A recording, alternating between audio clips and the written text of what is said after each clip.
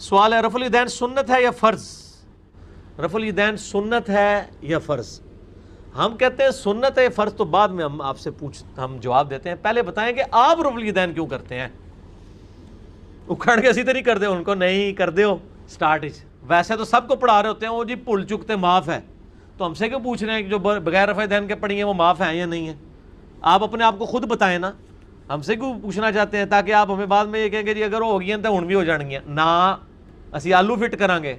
ہم یہ کہیں گے کہ جو بندہ جان بوجھ کے سنت کو چھوڑتا ہے, جامعہ ترمذی میں حدیث ہے نبی علیہ السلام نے 6 لوگوں پر لعنت فرمائی ہے, ان میں سے ایک شخص وہ بھی ہے جو جان بوجھ کے میری سنت کو چھوڑے. چلو ایلو. بسم اللہ الرحمن الرحیم. السلام علیکم دوستو. آپ نے دیکھا اور سنا جب اس سے پوچھا گیا کہ جناب رفع الیدین فرض ہے یا نہیں, اور پھر جواب کیا دیا, آلو فٹ کریں گے, ہم سے کیوں پوچھیں گے, تو پرانی نمازی ہوئی یا نہیں ہوئی ہے. دیکھا آپ نے, اور یہی بندہ ہے مفتی مجیب الرحمان صاحب پر یہ الزام لگا رہے بار بار ان کے بارے میں اس طرح کی باتیں کر. جناب مفتی صاحب نے فرمایا کہ امام کعبہ کے پیچھے آپ جس کا دل چاہے نماز پڑھے, جس کا دل چاہے نماز نہ پڑھے, جس کا دل مطمئن وہ پڑھ لے. تو مفتی صاحب کو تو یہ جواب دینا چاہیے کہ ہوگی کہ نہیں ہوگی. اب آپ سے بھی یہ سوال پوچھا گیا کہ رفع الیدین فرض ہے یا نہیں ہے, تو آپ کہہ رہے ہیں ہم آلو فٹ کریں گے, ہم یہ کریں گے. لو جی یہ جواب کیا ہے جی, آپ صلی اللہ تعالیٰ علیہ وآلہ وسلم فرمایا جو جان بوجھ کے میری سنت کو چھوڑے گا اس پر لعنت ہے.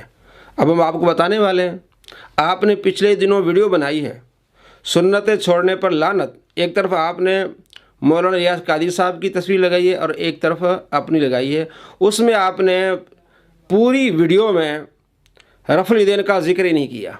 آپ نے کہا جناب یہ سنتیں چھوڑنے سے کوئی حرج نہیں ہوگا, اور یہ اس وقت آپ کو رفع الیدین کی سنت یاد نہیں آئی کیونکہ اس کی سنت ہونے پر اتفاق نہیں ہے.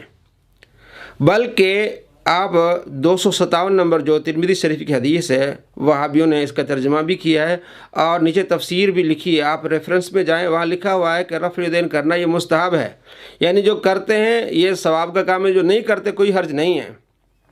دوسری بات یہ کہ یہ اب خود کئی مرتبہ یہ کہہ رہا ہے کہ جناب علی ہم نے تو آسانی کر دی ہے, ان لوگوں نے صرف عشاء کی نماز میں 17 رکعتیں بتائی ہیں اور ہم آپ کو کہہ رہے ہیں کہ 24 گھنٹے میں 17 رکعتیں ہیں. آپ صرف 2 فرض پڑھ لیں فجر کے, 4 فرض آپ ظہر کے پڑھ لیں, 4 جو ہے وہ فرض عصر کے پڑھ لیں, 3 مغرب کے پڑھ لیں, تو 17 پڑھ لیں. بس آپ سے صرف یہ پوچھا جائے گا, سنتیں آپ بھلی نہ پڑھیں, آپ سے قیامت کے دن نہیں پوچھا جائے گا مرزا صاحب اب آپ جواب دیں جو سنتیں آپ چھڑوا رہے ہیں تو وہ لعنت نہیں پڑے گی ان پر.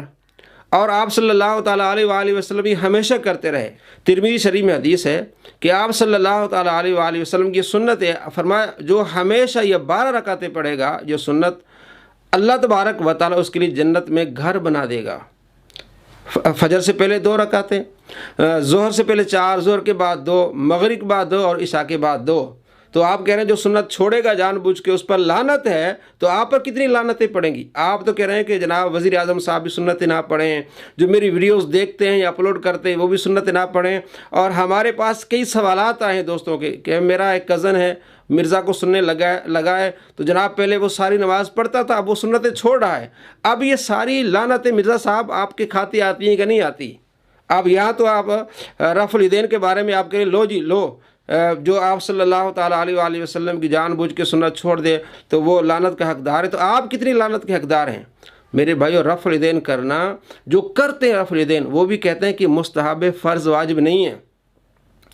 میں نے آپ کو اسلام 360 حوالہ دیا جو وہابیوں کی ایپ ہے, ترجمہ بھی اس کا ہے, تخریج بھی ان کی ہے. 257 نمبر ترمذی شریف کی جو انہوں نے شرح کی اس کے نیچے لکھتے ہیں کہ یہ مستحب ہے. اور امام مالک رحمۃ اللہ علیہ نہیں کرتے تھے, امام ابو حنیفہ رحمۃ اللہ علیہ, اور بہت سارے, امام ترمذی لکھا ہے بہت سارے اہل علم صحابہ کرام علیہ رضوان یہ نہیں کرتے تھے. سنت کی 2 قسمیں ہیں, وہ سنت ہے جس پر آپ صلی اللہ تعالیٰ علیہ وآلہ وسلم نے ہمیشہ عمل کیا ہے اور انہیں کہتے ہیں سنن الہدا, اور وہ سنتیں جو آپ صلی اللہ تعالیٰ علیہ وآلہ وسلم نے کبھی کی ہیں کبھی نہیں کی انہیں کہتے ہیں سنن الزوائد. سنن الزوائد پر یہ حکم نہیں لاگو ہوگا کیونکہ یہ رفع الیدین کرنا کچھ عرصے کے لیے تھا, بعد میں آپ علیہ السلام نے نہیں کیا, اس میں بھی اختلاف ہے. تو یہ اس کیٹیگری میں آتی نہیں ہے. اور جس میں آتی ہیں وہ سنت ہے جو آپ علیہ السلام نے ہمیشہ پڑھی ہیں. اور آپ علیہ السلام فرمایا اگر تمہیں گھوڑے بھی رونٹ ڈالیں تو آپ نے فجر کی 2 سنتیں نہیں چھوڑنی. تو یہ کہتا ہے جناب پرائم منسٹر صاحب نہ پڑھیں، کوئی عرض نہیں، آپ سے نہیں پوچھا جائے گا. اور آپ صلی اللہ تعالیٰ علیہ وآلہ وسلم فرما رہے ہیں مسلم شریف میں کہ یعنی دنیا و ما فیہا میں سے سب سے بہتر جو مجھے چیز ہے وہ کیا ہے؟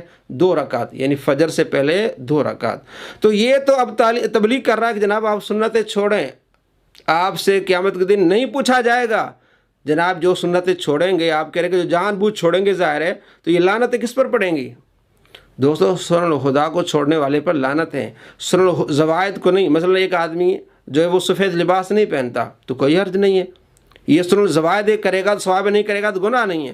تو اسی طرح جو رفع الیدین ہے جو کرتے ہیں محدثین فقہا، ان کی نماز ٹھیک ہوگی کیونکہ وہ مجتہد تھے، امام شافعی، امام احمد بن حنبل رحمۃ اللہ علیہ میں. اور جو نہیں کرتے تھے امام مالک رحمۃ اللہ علیہ، امام ابو حنیفہ رحمۃ اللہ علیہ، ان کے لیے کوئی حرج نہیں، کیونکہ ان کے علم میں یہ ہے کہ صحابہ کرام علیہ رضوان نے نہیں کیا، وہ تابعین کے شاگرد تھے. تو یہ اتنا مسئلہ نہیں جس کو یہ بنا رہا ہے اور بار بار اس پر جو ہے نا وہ کہہ رہا ہے کہ لعنت. اور آپ صلی اللہ تعالیٰ علیہ وآلہ وسلم نے اسے منع فرمایا رفع الیدین سے. 968 نمبر حدیث ہے مسلم شریف میں. آپ علیہ السلام کے صحابی جابر بن سمرہ کہتے ہیں کہ آپ علیہ السلام باہر سے تشریف لائے، ہم نماز میں رفع الیدین کر رہے تھے، آپ علیہ السلام نے منع فرما دیا. اور اس سے آگے جو روایت ہے کہ آپ صلی اللہ تعالیٰ علیہ وآلہ وسلم کے پیچھے ہم نماز پڑھ رہے تھے تو ہم سلام پھیرتے ہوئے ہاتھ اٹھا رہے تھے تو آپ علیہ السلام نے اسے منع فرما دیا.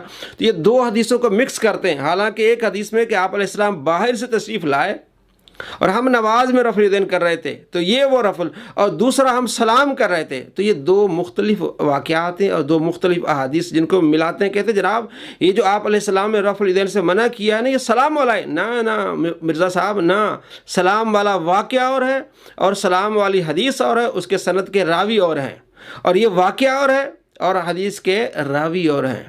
جابر بن سمرہ کہتے ہیں ہم باہر سے تشریف، آپ علیہ السلام باہر سے تشریف لائے، ہم نماز میں رفع الیدین کر رہے تھے. آپ کہتے ہیں اگر ایک ہی بات ہے تو پھر آپ کیا صحابہ کرام علیہ رضوان کے بارے میں یہ کہیں گے کہ جب آپ علیہ السلام نے منع فرما دیا، جب وہ سلام کر رہے تھے، ہاتھوں سے اشارے کر رہے تھے، تو آپ علیہ السلام نے جب انہیں منع کر دیا تو پھر انہوں نے رفع الیدین کیوں کیا؟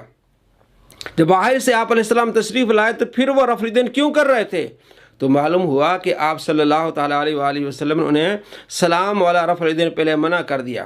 پھر دیکھا کہ دوسرے رفع الیدین کر رہے تھے، آپ علیہ السلام نے دوسرے رفع الیدین بھی منع کر دیے اور سختی سے منع کر دیے، اس لیے کہ آپ علیہ السلام کے علم میں تھا کہ آئندہ زمانے میں ایسے لوگ آئیں گے جو اس عمل کو یہاں تک بڑھا دیں گے، فرض کر دیں گے اور دین اسلام اور کفر اور شرک کا بہت بڑا مسئلہ بنا دیں گے. تو یہ بار بار ان چیزوں کو اٹھاتا ہے، اس لیے ہم بھی جو ہے عوام کو بتاتے ہیں کہ جناب علی یہ آپ کے ساتھ دھوکہ کر رہا ہے.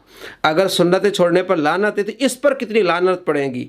جو اس کے ماننے والے سنتیں چھوڑ رہے ہیں، صرف کہتے ہیں فرض پڑھو، باقی چیزیں آپ سے پوچھی نہیں جائیں گی، یہ خود تبلیغ کرتا ہے. تو آپ بتاؤ مرزا صاحب آپ کتنی لعنتوں کے حقدار ہوں گے؟